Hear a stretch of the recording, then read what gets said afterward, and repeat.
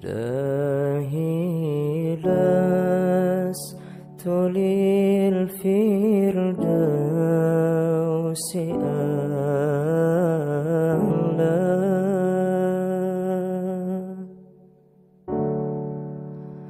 ولا أقوى على نار الجحيم.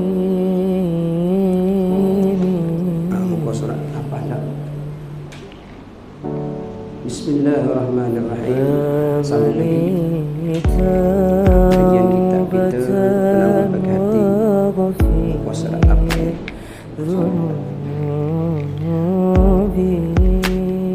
Bermula hati itu berkehendak dia dan mencipta ia. Bismillahirrahmanirrahim. Boleh kita? Boleh. Ada soalan? Alhamdulillah, baik, boleh pergi. Kata pengarang rahimahumullah ta'ala, Hai Tuhan, ku tak layak bermula hati itu berkehendak ia hati dan mencita-cita ia hati dan membenarkan akan demikian itu hati. Jadi kata pengarang rahimahullah, bermula hati, kata dia. Jadi pengarang rahimahullah dia kata di sini berkaitan dengan masalah hati itu berkehendak ia hati dan mencita-cita ia hati.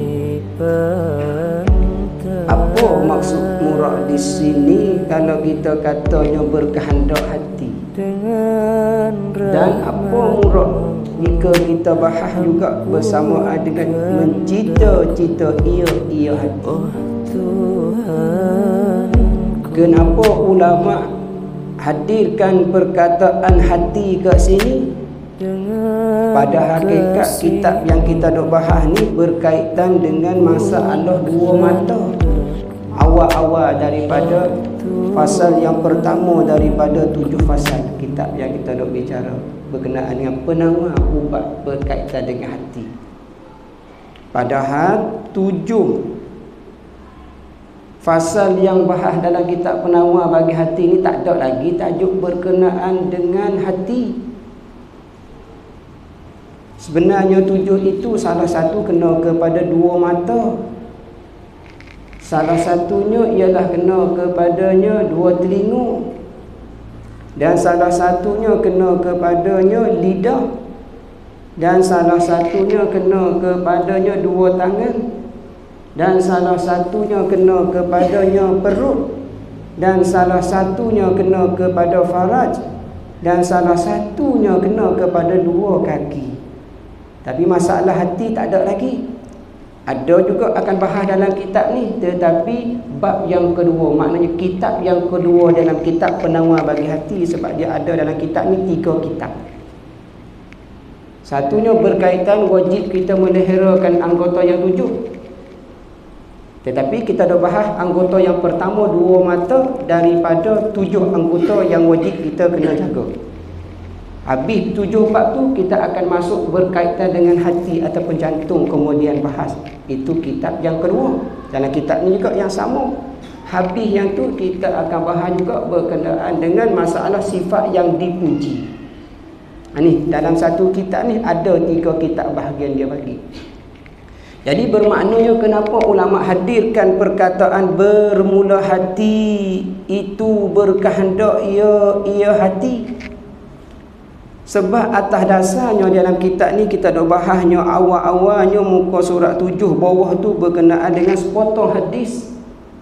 Perkataan daripada Nabi katanya ada bagi tiap-tiap manusia itu bahagiannya daripada zina. Itu bahas masalah tu.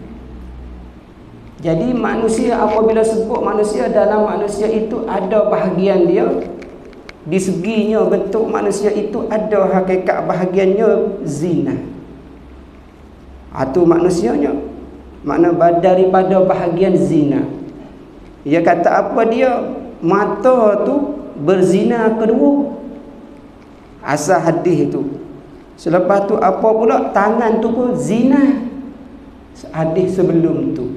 Kaki pun zina. Itu hadis sebelum tu.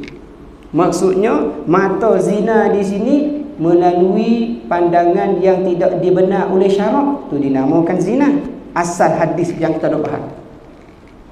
Kemudian yang kedua berkaitan dengan apa? Tangan. Tangan tu zina. Ni saya terjemahkan dengan bahasa Melayu ya. Hadis katanya apa dia? Dua tangan itu zina. Zina disebabkan apa dia? Sebab menampakkan tanpa hak, tanpa benar oleh syarak. Tu pun zina juga tangan. Betul? Kemudian yang ketiga, salah satu daripada hadis yang kita dah bahas dulu ialah salah satunya apa dia? Mulut. Mulut itu pun zina. Kenapanya? Dia cium tanpa benar oleh syarak. Itu asal usulnya yang kita dah bahas dulu. Nampak? Ataupun kaki juga. Mana kaki itu berjalan tanpa tempat yang dibenar oleh syarak. Nampak? Tetapi alhamdulillah malam ni kaki dibenar oleh syarak. Tempat yang kita tuju ni masjid. Benar tak zina lah kaki tu. Nampak? Dan apa dia? Mata kita pandang jalan menuju ke masjid, tak zina dah tu. Nampak? Dan juga apa dianya? Lidah, mulut sebagainya, kita buat benda yang dibenar oleh syarak. Apa dia? Ialah kena kepada soal tanya menanya dalam pengajian. Tak haram tu. Tapi tanya yang berkaitan benda yang dibenar dalam keadaan syarak. Nampak rupa dia? Seumpamanya macam tu. Baik, jadi kenapanya ulama hadirkan hati selepas daripada hadis tu?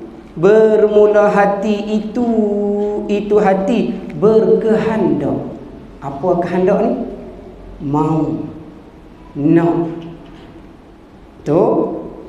Jadi apabila kita katakan adakah boleh kaki ataupun tangan ataupun mata tadi tu pandang benda yang haram tanpa mau, tanpa kehendak, adakah boleh dia nak cium kepada benda yang haram, ataupun tangan itu mengerjakan benda yang haram, ataupun kaki itu mengerjakan benda yang haram jika tak mau? Boleh tak? Boleh tak? Taklah. Sebab apa dia? Dia ada usul asal melalui tempat mahu dulu. Mana tempat mahu dia? Ibarat katanya, kalau lah kata tak mahu, tak jadi. Dia kena ada hulu kehendak di situ. Adakah tiba-tiba tangan tu pergi tampakkan orang? Tak. Adakah kaki tu suka-suka berjalan pergi kepada tempat yang haram? Tak juga. Adakah lidah, adakah mulut tadi itu mengijakan yang haram? Tak juga. Tak lain, tak bukan, ada usul hakikat yang sebenarnya tempat hadir, tempat datang, tempat kehendak tu. Di mana tu? Hati. Tu tempat dia tu. Bermaknanya hati itulah ulama kata dah raja bagi segala anggota. Nampak rupa dia? Hati tu. Bermaknanya kat sini manusia ni, ulama ibarat kata hikmah, manusia itu sebagai sarung. Sarung. Apa dia sarung? Manusia ni ibarat seumpama sarung. Kata hikmah, ala innamal insan ghamdun liqalbihi wala khaira fi ghamdin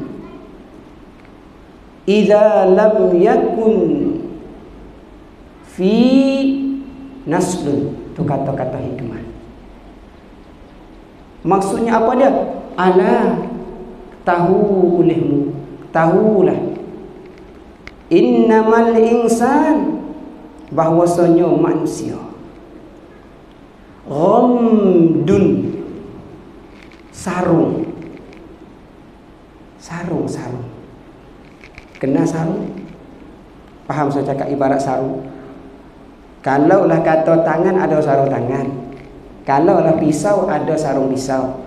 Betul? Nampak rupa dia tu? Ibarat, kalaulah kita, ibarat katanya, kalau kita baju tu ibarat sarung kita. Faham? Tapi ni bukan ibarat baju, ni ibarat manusia. Ala, tahulah, innamal insan, ketahui olehmu bahwasanya manusia itu ghamdun, sarung ataupun kotak. Macam tu kita ibaratnya. Kalau bahasa Arab sondukun kotak, sonduk abang itu kotak. Ini kita ibarat terjemah dengan sarung lah, sebab dia main 5 ghamdun. Lepas tu pula sarung bagi apa dia? Liqalbihi, sarung bagi hati. Faham masalah dia? Sarung bagi hati. Liqalbihi, bagi hatinya. Innamal insan, hak kata kena tahu tadi. Jadi bermaknanya kita tu ibarat sarung bagi hati. Kalaulah ibarat sarung bagi hati, bermakna hati tu ada tak? Ada. Apabila hati ada, munasabahlah ada sarung. Betul? Kalaulah kata hati ada tapi tak ada sarung, macam mana? Nampak? Hati ada tapi sarung tak ada. Maksudnya hati ada, kita badan tak ada. Apa jadi? Maksudnya tadi ibarat katanya hati nak tampakkan orang tetapi tangan tak tampak. Boleh jadi ke? Nampak rupa dia? Hati nak tampak orang tetapi tangan tak tampak. Boleh jadi tak? Tak boleh lah. Nampak tak tu? Sebab apabila ibarat macam tu, daripada batin tu dia keluar, zahir tu dia nak ikut. Dia akan ikut. Sebab apa dia? Hati itu raja bagi segala anggota yang zahir. Tangan buat tu kehendak daripada hati. Kaki yang buat tadi kehendak daripada hati. Nampak rupa dia? Lepas tu dia kata macam mana lagi kata hikmah tadi tu? Wala khairu, dan tidak ada kebaikan. Tak ada baik. Wala khairu, tidak ada baik. Apa tidak ada baik tu? Fi ghamdin. Tadi ghamdun dia tak ada fi, ni ada fi ghamdin lah, ibarat ja majrur, mudah-mudah fu'ila, ibarat tak apalah. Fi ghamdin, tidak, wala khaira fi ghamdin, tidak ada kebaikan di dalam sarung. Maksudnya tidak ada kebaikan pada sarung, bukan di dalam, pada sarung. Fi ghamdin maknanya tak ada baiklah pada sarung tu. Kenapa? Idza lam yakun, apabila lam tidak yakun ada ia, apabila tidak ada ia, apa dia? Fi naslun. Apa dia fi naslun? Pada senjata. Apa senjata? Ibarat keris lah. Kalau keris di dalam tu senjata. Kalaulah pisau, ibarat pisau tu senjata. Kalaulah ada sarung tak ada pisau, nak buat apa sarung tu? Maksudnya murak tadi, kalaulah kita tak salahkan diri kita, bermakna tak salahkan hati kita. Nak salah tangan boleh tak? Tak boleh disalahkan tangan. Kita kena salahkan di hati. Sebab kehendak hati itulah disebabkan tangan mengerjakan maksiat. Tak boleh sarung, tiba-tiba sarung tanpa pisau. Betul? Biasanya kita nak buat pisau ni, kita kena ada sarung ke pisau dulu? Pisau dulu. Betul? Apabila ada pisau, baru dia hadirlah sarung pisau tu. Nampak rupa dia? Bermaknanya kalaulah kata kita nak cucikan anggota zahir kita, dua mata, dua telinga, lidah, dua tangan, perut, faraj, dua kaki, tak lain bukan kena cuci hati. Di situ dulu. Bermaknanya kita nak jagakan sarung, tak nak bagi binasa, tak nak bagi hilang, tak nak bagi sia-sia, kita kena jaga pisau dulu. Kenapa kena jaga pisau dulu? Saya tanya. Kita sayang pisau ke sarung? Pisau tak? Tu. Apabila jaga pisau, sebabkan kita nak jaga pisau itu, kita kena cari tempat nak simpan pisau tadi. Kena kepada sarung. Kita cari sarung tadi disebabkan kita sayangkan pisau tadi tu, bukan kita sayang kepada sarung. Nampak upah dia? Bermaknanya kita duk mengaji, duk kaji, duk ulah masalah penawar kita ni, penawar bagi hati, masalah kita sayang ke hati. Nampak? Ibarat kata rupa macam tu. Kalaulah kata kita tak sayangkan hati, masalah lah, sarung pun dia akan hilang tak? Hilang. Contoh. Saya buat contoh. Macam mana? Kita ni ibarat sarung tadi, betul. Kita ada hilang tak sarung? Sarung. Kita ni sekarang ni ada hilang tak? Saya tanya. Pelik soalan tu, dia pelik sikit lah. Pelik sikit. Biar mudah faham lagi soalan. Soalan ni. Di badan kita tu ada kata bahagian zahir, bahagian zahir. Saya nak ibarat maksud bahagian zahir sebab ibarat sarung. Faham? Saya tak ibarat makna batin. Nak maksud murad dia zahir. Di zahir badan kita ni ada kata nikmat-nikmat yang Tuhan telah beri tu hilang. Kenal nikmat? Nikmat-nikmat ni anggota ataupun perkara yang kita boleh bersedap-sedap dengan dia. Contoh, ada tangan sedap tak? Sedap. Ada kaki sedap tak? Sedap. Ada mata sedap tak? Sedap. Ada telinga sedap tak? Sedap. Ada perut? Bukan sedap, besar perut. Makan banyak. Sedap tanda kata perut besar tu makan banyak lah. Betul tak? Baik, saya tanya, adakah orang yang telinga tak dengar sekarang? Ada. Bukan tak dengar, ibarat makin kurang. Kenapa telinga makin kurang dengar?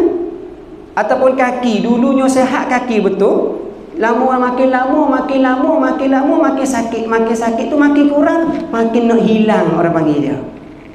Sebab apa dia? Kaki tu mengerjakan maksiat, jadi Tuhan tarikkan nikmat balik dia sebabkan tak jagakan hati. Pas kita nak jagakan kaki, tak lain tak bukan kita kena jagakan hati tu. Daripada mengerjakan maksiat, jalan kaki tadi tu, barulah nikmat kaki tu kekal dengan kita. Maksudnya sarung tu kekal. Nampak ubah dia? Kalaulah kata kita tak jaga kat situ, bermaknanya akan hilang. Tuhan dah kata dah, la in syakartum la azidannakum. Jika kamu syukur kepada aku tambahkan nikmat kamu lagi. Aku tambah sehat lagi. Aku tambahkan sehat lagi. Wala in kafartum inna azabi la syadid. Jika kamu berkufur dan gunakan ke arah yang tak baik, aku azabkan bagi kamu. Dunia mungkin aku bagi, ataupun akhirat, ataupun di antara dunia dia bagi, ataupun akhirat dia tak bagi, terus sembuh. Maksudnya apa dia? Kita sakit di atas dunia, akhirat tak sakit. Kalau kita suka seronok di dunia, akhirat jadi sakit. Noh mana? Sakit dunia ke sakit akhirat? Sakit dunia. Nampak rupa dia? Apabila sakit dunia, kita hanya kena reda sepenuhnya. Kalau kita tak reda sepenuhnya, bukan kita sanggup makna sakit tadi. Kita nak sanggup, kata kita tu sanggup sakit, hanya kita kena reda sepenuh-penuhnya. Salah satu daripada rukun iman yang keenam, akhir sekali. Bermaknanya kita jangan apa dia tu, tak tuju apa yang dijadikan oleh Allah. Maksudnya murad baik. Bermaknanya, jadi kita patah balik kepada asal tadi. Ulama katanya, kalaulah kata ada sarung tetapi tak ada hati, tak jadi. Maksudnya kita hidup tetapi tak ada perasaan. Macam mana? Tak boleh dah. Tak boleh hidup, tak boleh hidup. Nampak macam orang hidup apa dia? Apa dia ibarat katanya? Hidup seperti mati. Jadi hidup seperti mati. Seumpama macam tu. Macam mana? Apa dia? Banyak. Oh, mayat tidur. Ya. Apa dia? Mayat tidur. Mayat hidup. Mayat hidup. Ya dah tu betul tu ibarat tu kata-kata patah Melayu tu seperti mayat hidup. Allah Rabbi. Tengok tu dah. Jatuh. Tu betul tu. Nasib baik duk jauh. Dah dekat tadi dah kena. Baiklah. Jadi ibaratnya tengok bukan sekadar mayat hidup, tungkat pun hidup. Masya Allah, sungguh nak ceritanya tak mustahil lah ibaratnya seumpamanya macam tu lah. Jadi istilah katanya kita jangan jadi seperti apa dia, sarung yang tak ada pisau. Maksudnya kita hidup jangan macam orang tiada ada perasaan dengan Allah Subhanahu Wa Taala. Sebab apa dia? Kita syukurlah nikmat. Sebab apa dia? Kita hadir dulunya asalnya bersih, kita nak balik pun bersih. Itulah penawar bagi hatilah salah satu daripadanya. Betul? Pas kita nak bersihnya daripada hati, kita kena ikutlah. Ikut apa dia? Ialah salah satunya kita nak bersihnya daripadanya yang tak baiklah. Maksudnya apa dia? Kata Abu Hasan, kata Abu Al-Hasan Syadzili rahimahullahu ta'ala, disebabkan mati hati, ingat tak sebut bulan lepas, disebabkan mati hati dengan 3 perkara. Kalau kita pergi baca kitab hikam, jumpalah dalam Hikmatus Sittun berkenaan kata-kata hikmah. Apa dia tu? Yang ke-60. Ma basaqat aghsanu zullin illa ala badari tama'in. Maksudnya apa dia? Tidak ada hasil, tidak ada hasil cabang-cabang, tidak ada julur-julur, dahan-dahan, cabang-cabang kebinasaan zullin illa ala badri tama'in, melainkan di atas benih yang tamak. Benih yang tamak maksudnya siapa ada sifat nak ke dunia, nak ke dunia, nak ke dunia, aduh binasa hati. Maknanya dia tafsir di situ 3 perkara. Yang pertamanya apa dia? Mengijakan maksiat. Tanda dah tu dunia bukan akhirat. Siapa mengijakan maksiat, orang tu adalah dia tu punca salah satunya disebabkan apa dia? Mati mata hati. Sebab hati kita ni ada hati dan mata. Kita nak suci hati saja tak lengkap. Hanya kita kena pergi kepada mata hati. Mata hati itulah